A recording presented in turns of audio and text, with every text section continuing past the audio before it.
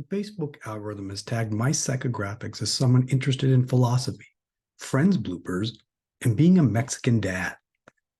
In the social justice system, the people are represented by two separate yet equally important groups: the comics, who investigate narrative conflicts, and the hecklers, who prosecute the comics. These are their stories, en español. Yo amo los dad jokes. Mi papá era más serión, pero tenía un sentido de humor preciso y fino.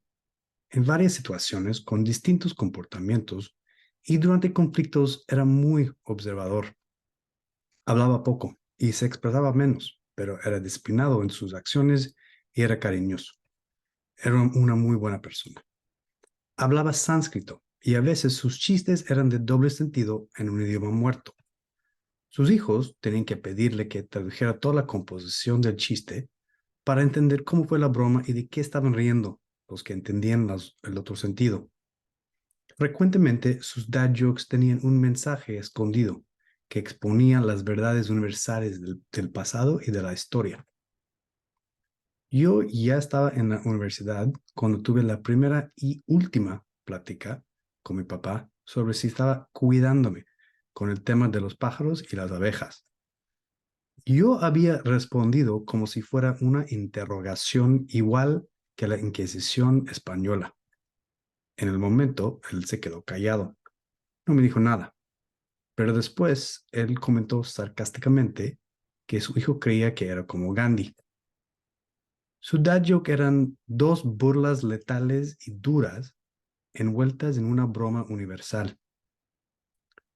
Un supuesto experimento absurdo y ridículo de un bisabuelo mostrando su capacidad de autocontrol y su impulso sexual mientras que acostaba en la cama con su sobrina nieta, adolescente, encuerada.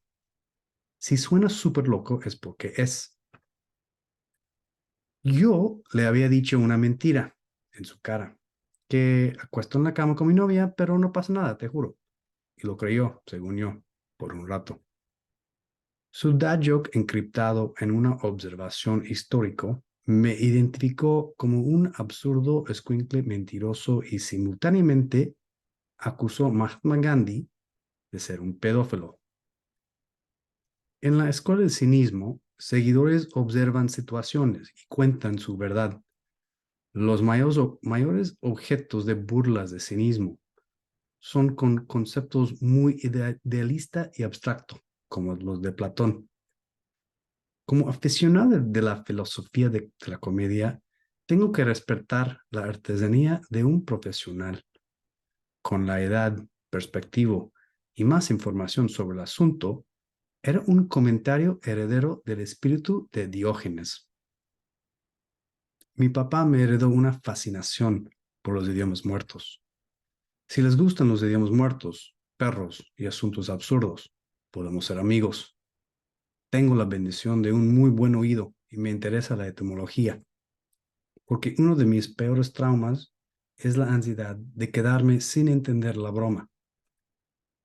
Según el filósofo Thomas Hobbes, la risa es un síntoma de conflicto interpersonal, la expulsión de una gloria que surge de repente con la concepción de alguna eminencia en nosotros mismos en comparación con la debilidad de los demás o con alguna debilidad de nosotros anteriormente. O sea, nos reímos cuando reconocemos que somos mejor que los otros, a los otros les falta algo, o antes nos faltaba algo. Fue por mi angustia de no saber quién estaba mejor cuando pasó la premisa de la risa, qué faltaba a los demás en el chiste, a quién en la historia era débil pero ya era un chingón. Esos temas esotéricas y profundas del humor fomentó la primera discusión con mi novia y después mi esposa querida. Tenía muchas ganas de entender el sentido y el remate. Yo estudié 4 años de un idioma muerta en el prepa y fue a través de un idioma muerta que aprendí a comunicarme en español. En mi opinión, claves para aprender cualquier idioma nuevo como adulto son ganas y capacidad de aprender, motivación de aprender, inmersión y práctica. Aparte de tener la suerte de enamorarme por la vida con una chilanga, Tuve la resiliencia de 8 inviernos en Chicago.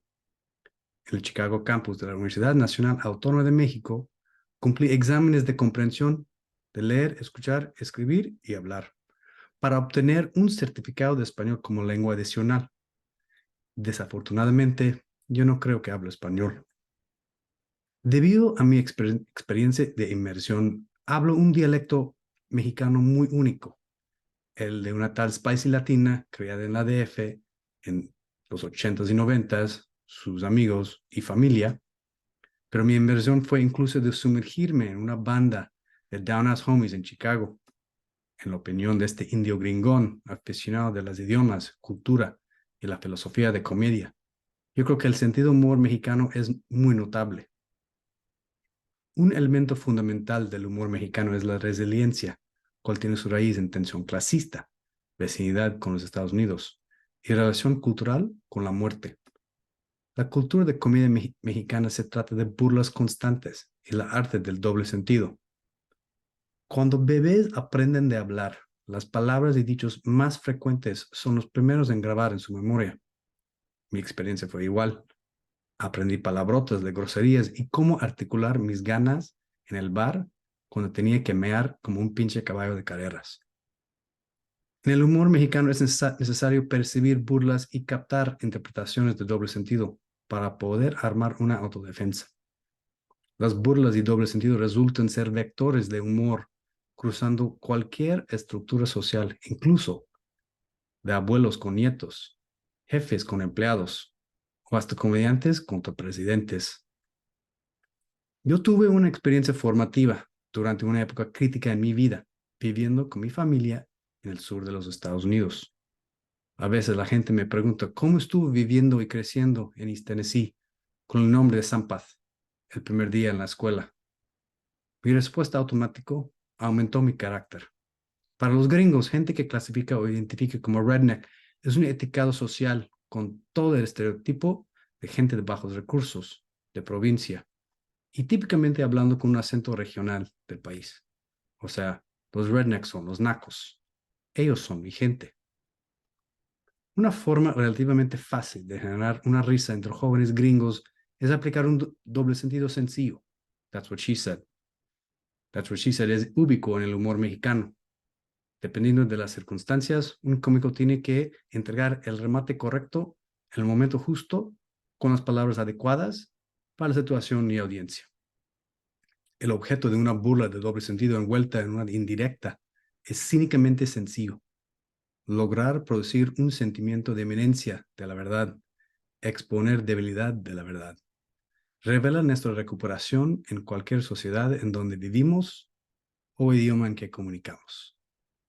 Con el tiempo y la práctica yo fui armando un género de humor auténtico de un indio gringón más naco que se alinea con la filosofía de los chistes de papá.